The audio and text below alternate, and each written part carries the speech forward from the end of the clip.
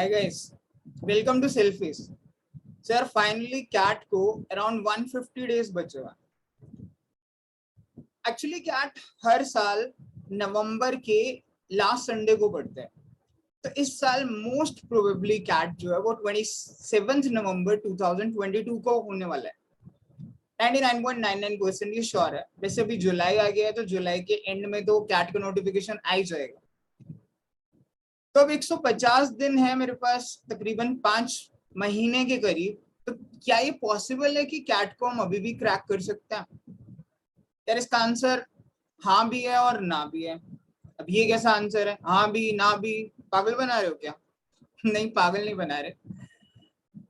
इसका answer no उन लोगों के लिए है जो पढ़ाई नहीं कर सकते. अगर आप 5 महीने रोज 4 से 5 घंटे ऑन एन एवरेज पढ़ाई नहीं कर सकते तो it is not possible for you to crack CAT. लेकिन अगर आप उन कैंडिडेट्स में हो जो रोज 4 से 5 घंटे स्टडी कर सकते हो, then it is very easy for you to crack CAT in 150 days.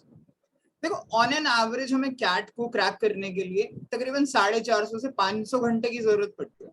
मतलब मोटा मोटा लगाओ एक एवरेज स्टूडेंट के लिए.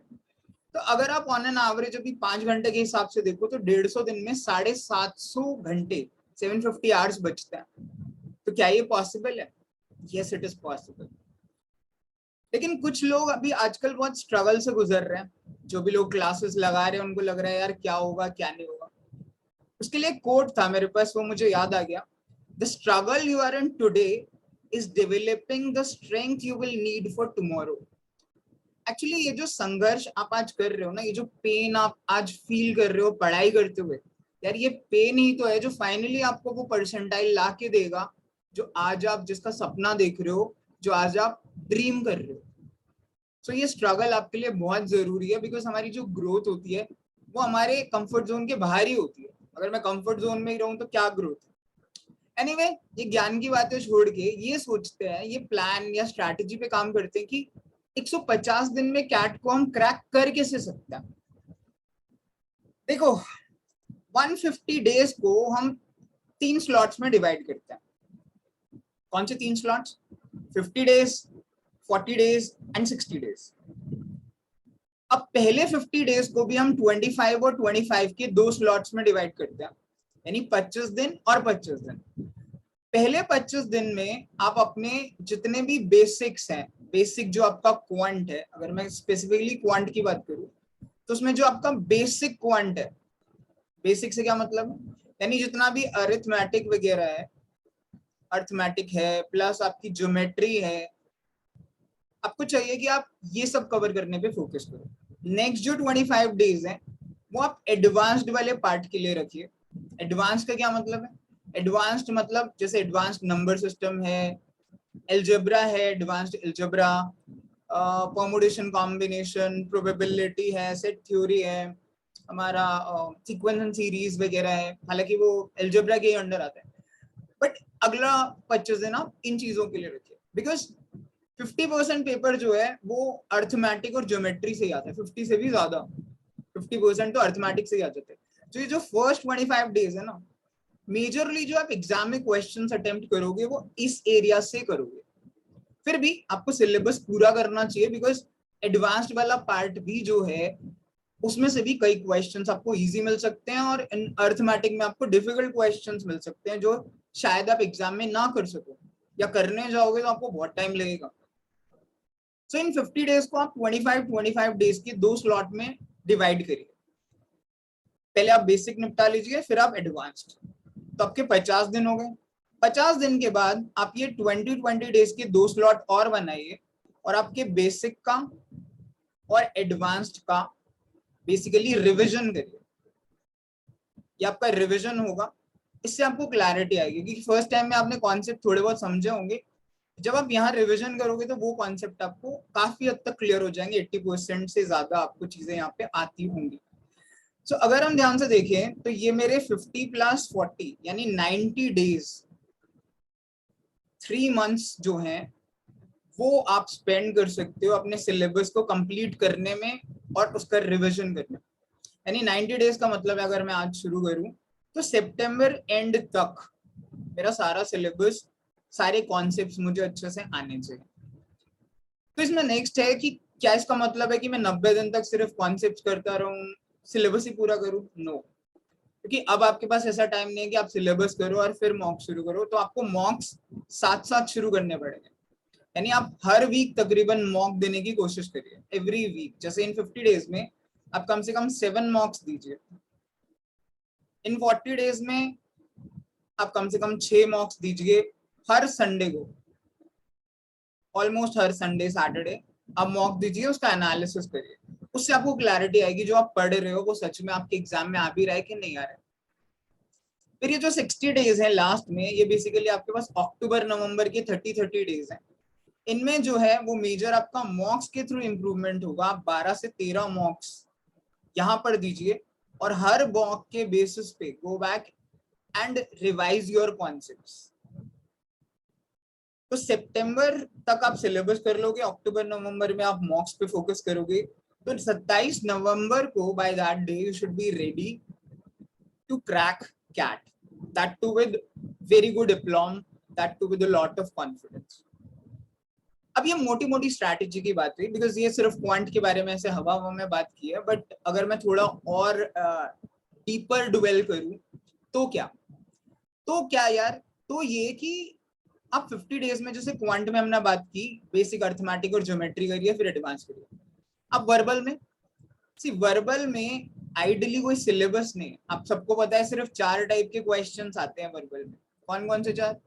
आरसीज आते हैं मेजरली हमारे, ऑड वन आउट आते हैं, पैराजम्बल्स आते हैं एंड पैरासमरी आते हैं। बस यही तो 4 टाइप के क्वेश्चन आते हैं। इसमें भी पैराजम्बल और ऑड वन आउट ये दोनों रिलेटेड है और मेजर पार्ट आरसीज से आते हैं। सो कैट सिर्फ ये चेक करता है कि क्या आपको जो पढ़ते हो आप वो आपको समझ आता है। So it just focuses on your comprehension. तो आपको मेजर जो चीज पे फोकस करना चाहिए वो ये करना चाहिए कि आप पर डे 2 आरसी करो, रोज 2 आरसी, यानी 150 दिन में मिनिमम आपको 300 से ज्यादा, इनफैक्ट 300 आरसी कर लेने चाहिए, एवरी डे 2 आरसी। अब ये सिर्फ आरसी नहीं होना चाहिए, आपको आइडियली कम से कम मैं बोलूंगा 1.5 आवर्स की रीडिंग करनी चाहिए, मिनिमम 1.5 आवर्स आपको रीडिंग पे फोकस करना चाहिए। अब ये रीडिंग में आप आर्टिकल्स रीड कर सकते हो, जैसे न्यूज़पेपर्स होते हैं हमारे, द हिंदू है, गार्डियन है, न्यूयॉर्क टाइम्स है, इनके जो एडिटोरियल्स होते हैं ओपिनियन बेस्ड वो सब, या आप कुछ कुछ नॉवेल्स भी रीड कर सकते हो। अब कुछ लोग बोलते हैं नॉवल वॉवल रीडिंग करना बकवास है, टाइम पास है, इससे कुछ नहीं होता। ऐसा नहीं है कि कुछ नहीं होता, बिकॉज नॉवल रीडिंग जो है ना वो आपकी स्किल्स को, रीडिंग स्किल्स को ऑर्गेनिकली डेवलप करते हैं। क्योंकि जब आप बुक पढ़ रहे हो ना तो आप इस टेंशन में नहीं हो कि मुझे उस क्वेश्चन का आंसर देना है। That time you are trying to comprehend the passage और the book and you are trying to enjoy it. लेकिन जब हम आरसी करते हैं तब हम एंजॉय के मूड में नहीं होते, तब हमारे दिमाग में कहीं ना कहीं ये चल रहा होता है कि हमें इन क्वेश्चंस, इस पैसेज के बेस पे हमें कुछ क्वेश्चंस के आंसर देने होंगे। तो जब ये चीज होती है तो हम कॉम्प्रिहेंशन से ज्यादा कुछ हद तक हमारा जो ब्रेन है वो क्वेश्चंस के आंसर में ऑक्यूपाइड होता है, and we don't comprehend it well and we don't even enjoy reading those passages. लेकिन यार वो भी जरूरी है, क्योंकि एग्जाम में तो हमको आरसी के आंसर देना है, नॉवल रीडिंग तो आएगी नहीं। लेकिन नॉवल रीडिंग आपको एक्चुअली में ऑर्गेनिकली हेल्प करेगी। तो आप तकरीबन 90 दिन तक तो आप ट्राई कर सकते हो, मतलब मैं बोल रहा हूँ अगस्त एंड सितंबर एंड तक भी आप रीडिंग कर सकते हो अगर आप बुक्स पढ़ना चाहो। मैंने ऐसे भी लोग देखे हैं जिन्होंने लास्ट के 2 महीने में बहुत सारी सिर्फ नॉवेल्स पढ़ के ही कैट में 99+ परसेंटाइल वो लोग वर्बल में लाए। तो वर्बल के लिए just focus on your comprehension. जैसे आप द हिंदू के एडिटोरियल्स पढ़िए, हो सकता है आपको 15 दिन कुछ समझना है, दैट इज ट्रू। लेकिन अगर आप रोज उसको ट्राई करोगे तो आपको 15 दिन के बाद समझ आने लग जाएगा कुछ कुछ concepts, and after 1 month you will be comparatively comfortable. तो 2 महीने में you should be good to comprehend like 80 to 90% of the passages. LRDI के लिए you need to focus on puzzles. ठीक है, आपकी puzzle solving जो ability है वो बहुत अच्छी होनी चाहिए। इसके लिए आप मिनिमम 2 puzzles every day, रोज आप 2 puzzles करिए, यानी आप 300-400 अगर आपने puzzle कर ली should be good to go। अभी puzzle कहाँ से करें यार? puzzles का क्वांट के क्वेश्चन तो फिर भी चलो मॉक्स में अच्छे होते हैं, लेकिन puzzles का और आरसी का जो सबसे बेस्ट सोर्स है ना वो है कैट के एक्चुअल पेपर्स। तो आपको क्या करना चाहिए इसके साथ साथ कि कैट के मिनिमम 2017 से 2020 तक के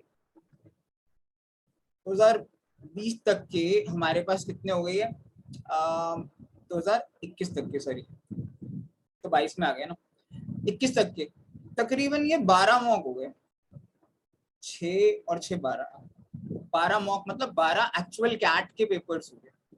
तो ये 12 कैट के पेपर्स पे फोकस करिए, इसकी हर एक पजल को मल्टीपल टाइम्स करिए, इसके हर आरसी को मल्टीपल टाइम्स पढ़िए।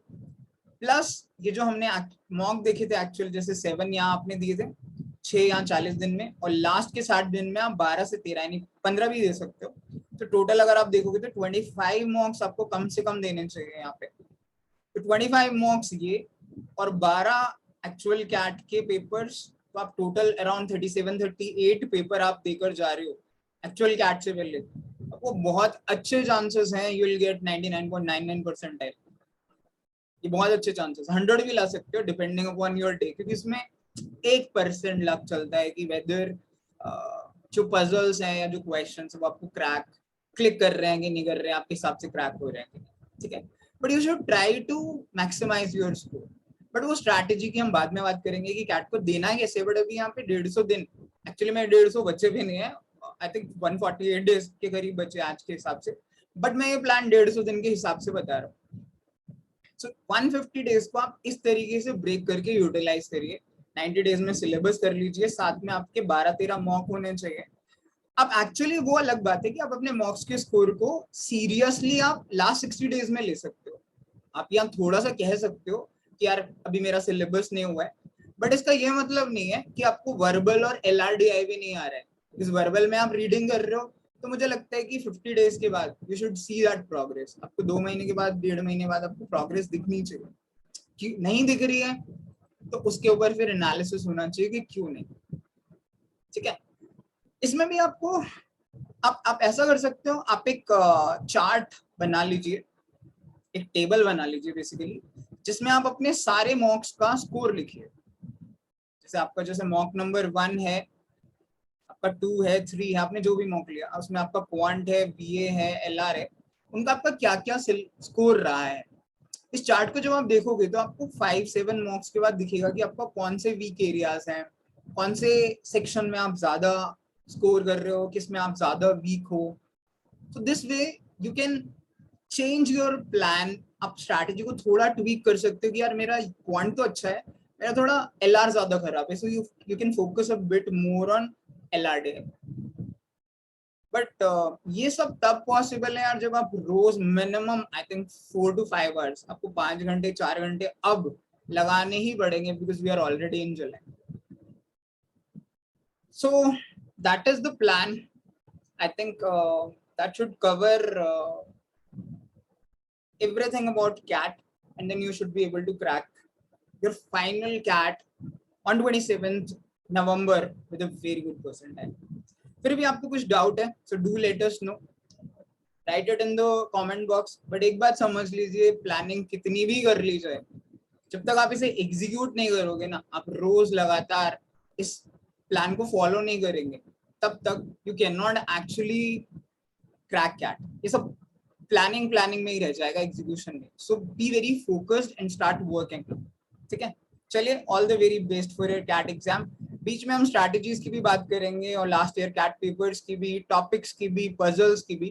तब तक के लिए बाय बाय, टेक केयर।